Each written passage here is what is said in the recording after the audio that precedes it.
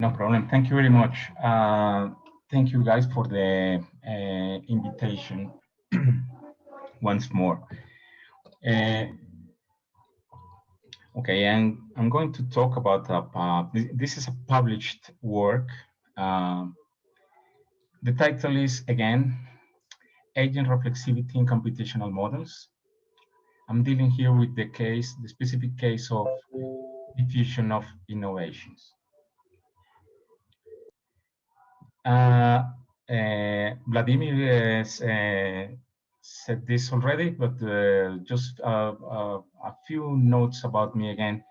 I hold a PhD from the University of Groningen in the Netherlands. Currently, I am an associate professor at the School of Economics and Business here at my university in Colombia. Basically, what I do is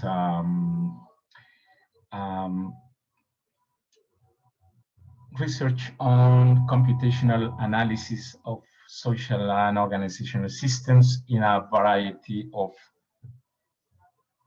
problems, different settings, in which I try to figure out the link between the micro and the macro perspectives. Works in which I have been involved are organizational dynamics, industrial evolution, some way, competitive spatial location,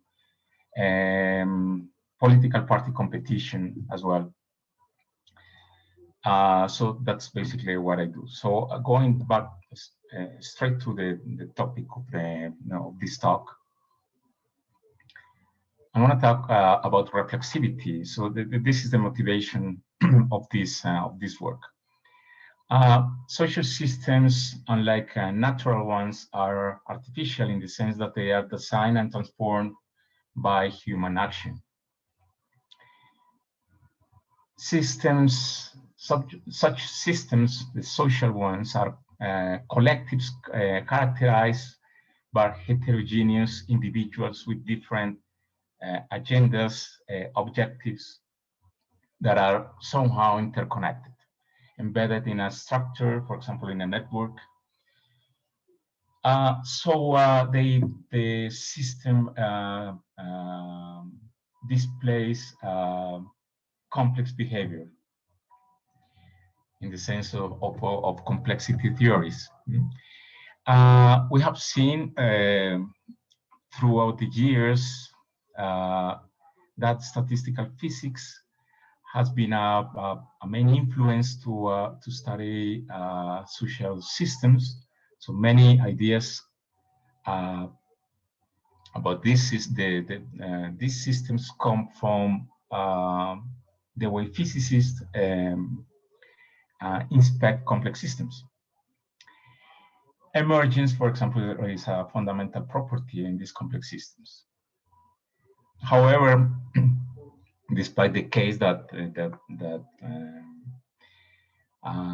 has been recognized that natural and social systems differ in this emerging process, nothing has been really done. There is a lot of philosophy about it, position papers and speculations about how to incorporate reflexive behavior, which is characteristic of social systems. Natural systems are non-reflexive. So in a few moments, I'm going to talk about the term reflexivity. And in natural systems, and these ideas and theories and methods inspired by statistical physics do not incorporate this non-reflexive behavior.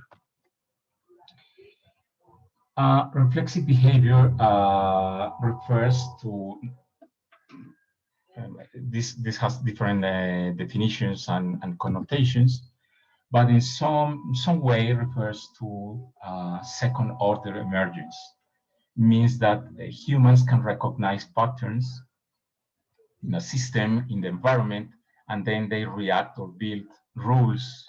They build rules, behavioral rules, to react upon this environment. So this is not just only an emergent property, but also an emergence that comes from reaction and behavioral change over time in the system. So this is what Nigel Gilbert named second-order emergence. He did this with the Chelling model. Other works mention this problem between the representation of reality and reality itself, and the researchers tend to confound these two things.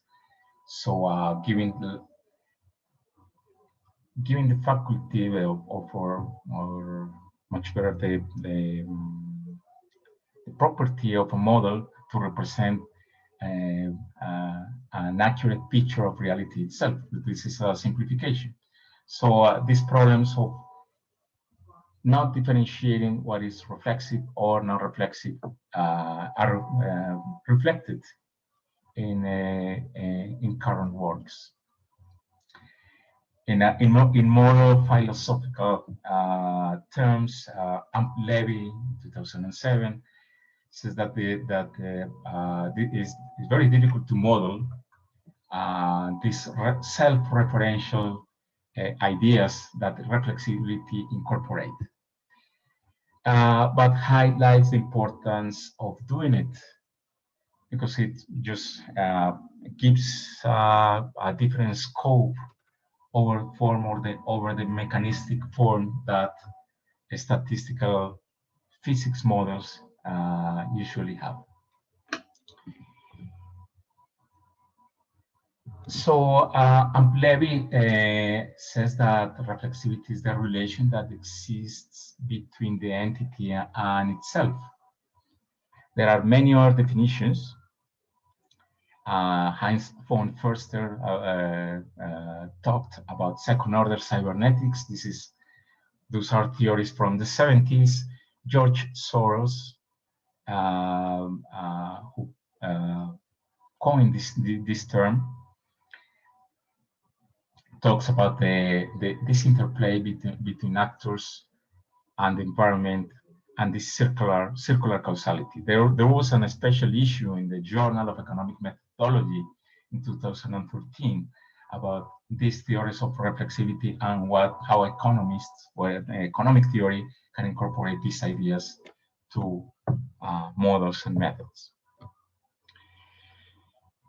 More on the philosophical side is this critique of Lynch, who says that there is a mechanistic way of representing this reflexivity. But this is what we do with agent-based models, agent-based models, and there is something more substantial,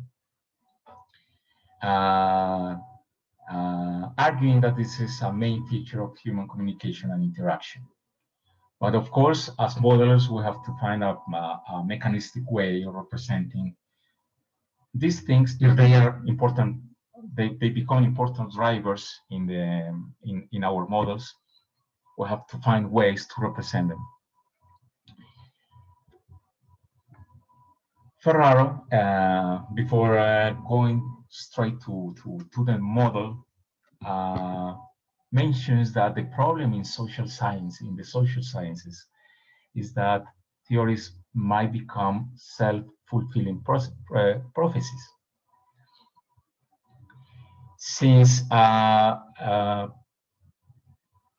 actor, the observer, and that is observed are interdependent, researchers can affect the system they are trying to understand. And this is something that has been mentioned in systems thinking theories, in management, and there are important examples brought in economics as well, how theories affect the way people think about systems, and then theories become self-fulfilling prophecies.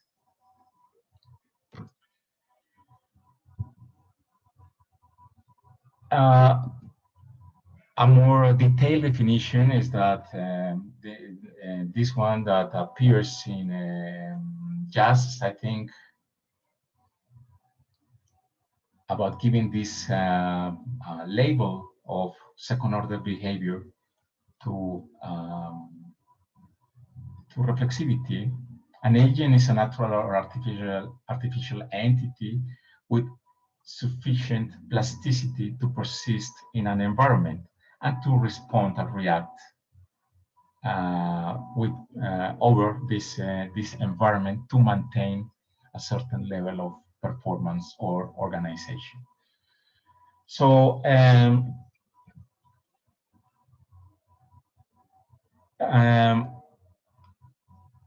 this is the way I am addressing reflexivity in the rest of the presentation, that there is some circular causality between the actor, the agent, and the environment. An actor, an agent can react upon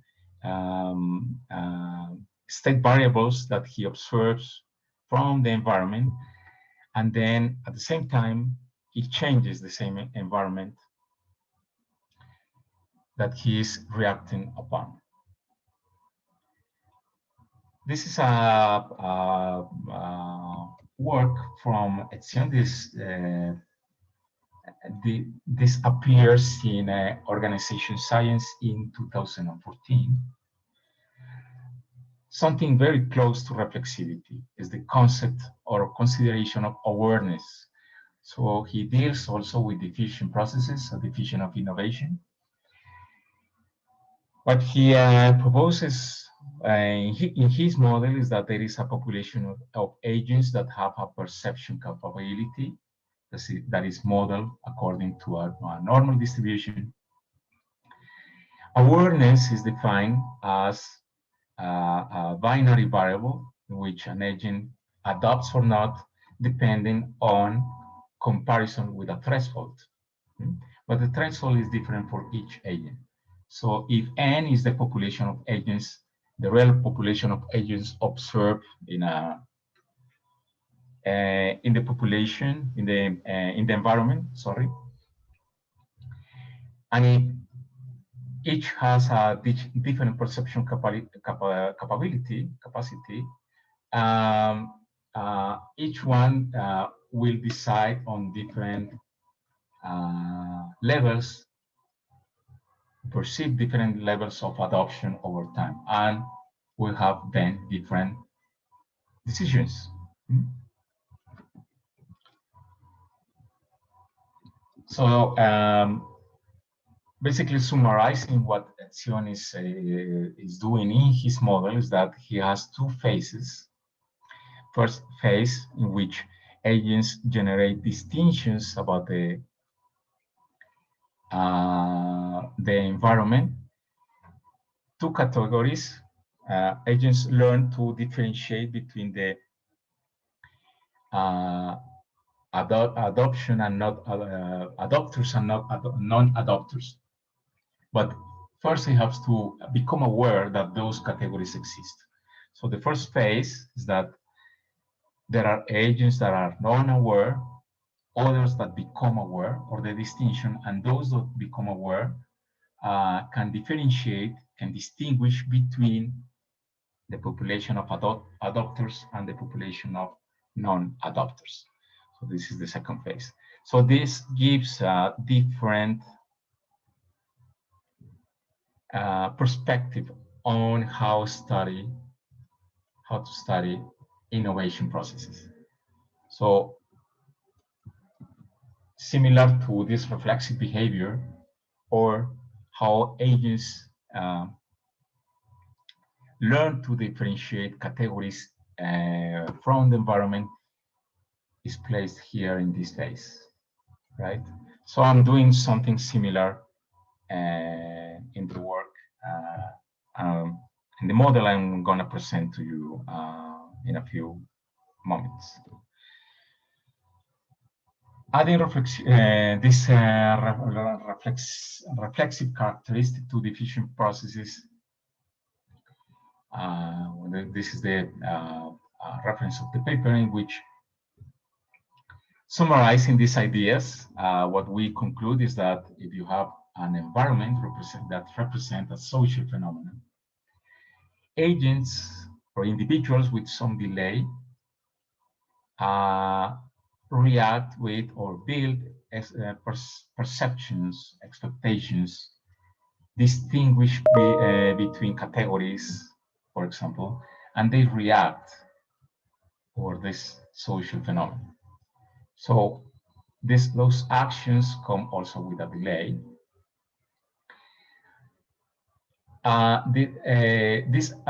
These actions have an effect on the configuration of the environment, what in turn affects how individuals perceive the same environment. So we have this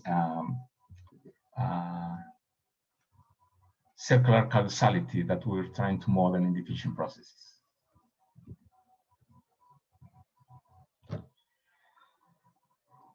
Usually, in diffusion, if you inspect the number of adopters over time, this is a classical model, the mass model. I don't know if you know it, in which you have a number of adopters that reach peak. This is the maximum penetration in the market, and then the number declines until reaching a saturation point. So if you plot then the cumulative number of adopters, you see a kind of S-shaped curve. So this is the number of adopters. This is the model, and this is the stylized wave of behavior that you see in this classical diffusion of innovation models. On the other hand, you see data that reflects ups and downs in the adoption in the diffusion processes. For example, if I show you this data from Belgium, Finland, Austria, regarding dishwashers and computers, how people adopt means buy these products. You don't see these smooth lines. You see this kind of ups and downs in adoption behavior.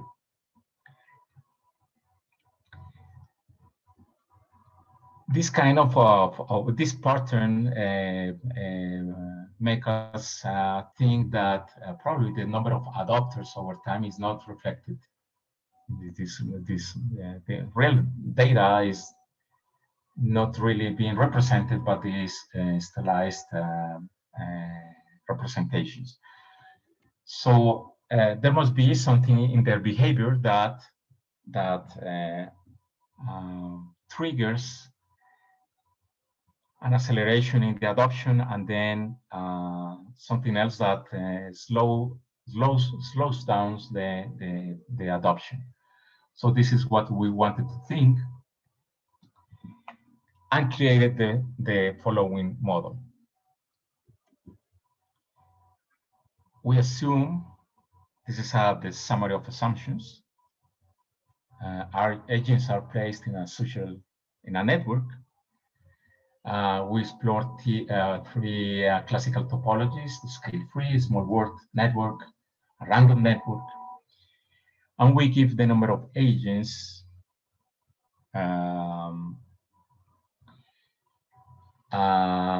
the ability to decide on adoption. So they decide, this is a binary variable, they adopt or not. depending on a comparison with a utility value, and a marketing susceptibility to adoption. If they surpass this threshold in terms of marketing or utility, they adopt, they become adopters.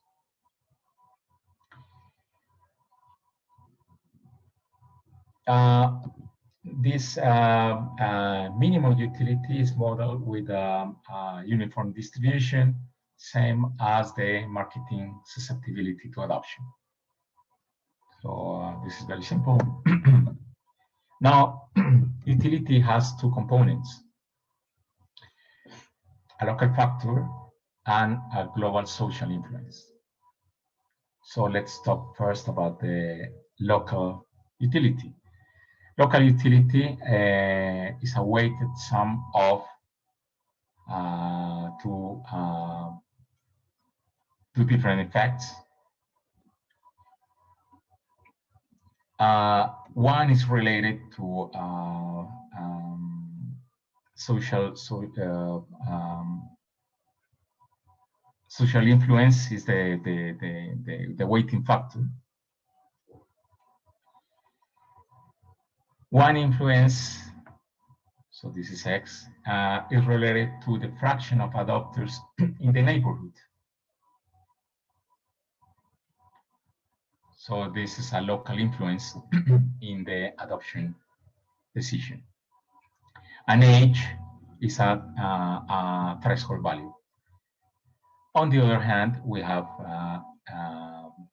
parameter that controls the individual preference regarding product quality.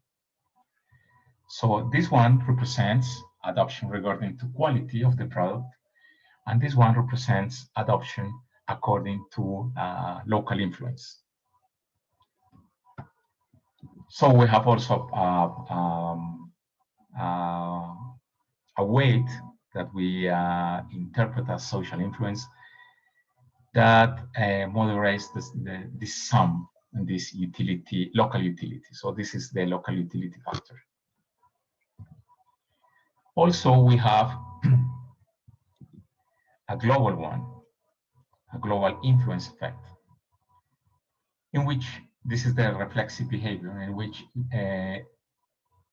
agents consider a category distinction between adopters and non-adopters, as the example of Etzion that they showed in the previous slides.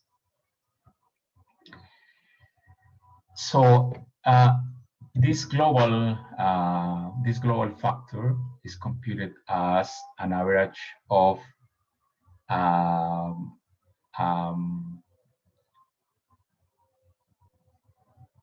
an index or an expression that reflects the number of adopters in a component where adopters are located in the network. So if we have, for example, that a component has n individuals, this is weighted by the n individuals and then averaged over the whole population. So this C, this bar C is the weighted average size of components of adopters. So in the sense that this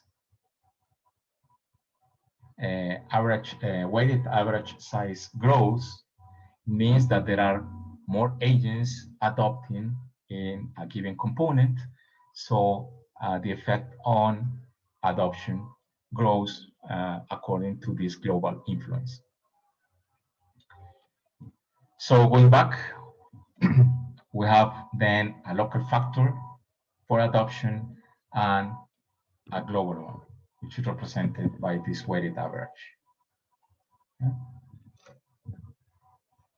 How we consider reflexivity? We have our reflexivity index that is drawn from a uniform distribution. And we have a critical mass, which agents perceive. This is a logistic model in which this global utility adds to an emergence factor according to this perception. When agents perceive the formation of a critical mass, then they decide to adopt, and this is the score added to this emergence factor. If they, for example, you know this from this logistic curve, have a low value, it means that they are far from inferring that there is a critical mass of adopters in the making. When this surpasses this critical mass, then this adoption, this is a sort of a probability, like a probability, then increases, sharply increases. But we are adding also reflexivity factor in which they are able to perceive the formation of this critical mass only after a threshold, again, another threshold value. So utility can be summarized for the agent as a local effect, a global effect, and this is a disjunction, like in probability, that you have. Adoption might be either by one cause or the other. So this is why we are subtracting the multiplication of both. This happens if the distinction of this category of adopters is being realized. So when an agent surpasses this threshold, this reflexivity threshold, the agent is able to identify categories of adopters and non-adopters. So utility, the global utility is incorporated in the calculation. Otherwise, agents only decide according to the local utility. The first one has two conditions. First, the reflexivity factor, and also some time delay. This time is the elapsed time since the awareness of the emergence of the critical mass of adopters. So we incorporated a delay in terms of the effect. Once this is identified, some time later, this is incorporated in the category distinction is incorporated in the computation of the utility value. So I'm going to show you some results first without delays, and those are obtained from a scale-free network first. So what you notice here, the blue line, is the classical behavior without reflexivity, without reflexive behavior. So we have this more or less bell-shaped curve of adoption. But when reflexivity is incorporated, we observe these slowdowns that we are also observing in real data. So we have this sort of saddle points that sometimes emerge from the simulation, and that reflect like first and second waves of adoption, as you can see. So we inspected this with different social influence values, and also for different product qualities. Also, we inspect this having fixed the social influence factor, and we vary the product quality factor. And we continue to observe this sort of slowdowns in the adoption process. If we disaggregate this data, this is without time delays, we observe that there are the different reasons for the adoption. This is the whole, total utility value. You see that some agents react first to adoption according to the local value. Then to the compound value, this comes after over time. And some react upon the marketing effect. So what we have here is that there are different waves of adoption, in which there is a sort of bandwagon effect at the beginning. Then agents learn to distinguish these categories of adoption in the system, and they change the rule of adoption. And then a second wave is triggered. So that's why we see this sort of slowdown processes in the adoption process, in the whole adoption dynamics. Results are even more salient when we incorporate time delays. So this is again our scale-free network, and we see the sort of slowdowns in the adoption process. So the blue line again specifies the classical behavior we would observe without this reflexive behavior. And incorporating reflexive behavior, reflexivity, shows these slowdowns in the adoption process, as you can see in the rest of the figures. Results are very sensitive to the values of the social. This is the social influence factor. Okay.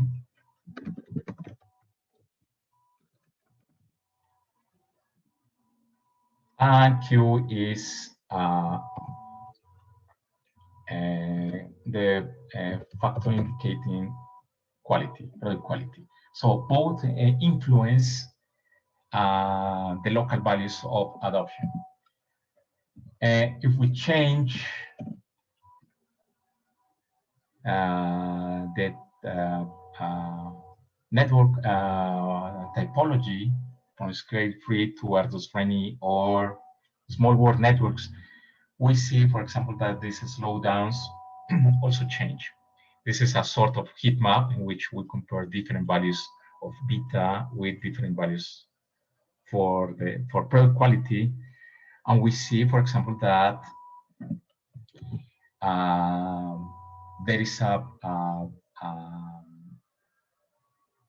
distinguishable region with the presence of slowdown points in the system. This is increased with maintains more or less with the same structure when we change to a random network. So the number of points or cases in which we see slowdowns more or less the same. But if we switch to a small world network, the effect of this reflexive behavior dramatically reduces. So this is also a byproduct. This is also an effect of the specific network configuration that we adopt in the model. Adopting this, for example, reflects a faster adoption. So there is the less possibility of having these different waves in the adoption process. So if adoption is faster, the possibility of having slowdowns decreases with respect to the other cases, or this case that I presented in the previous slides.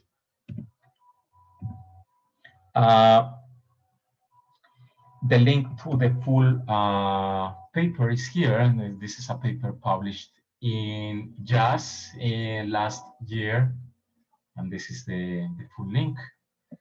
I think that's it.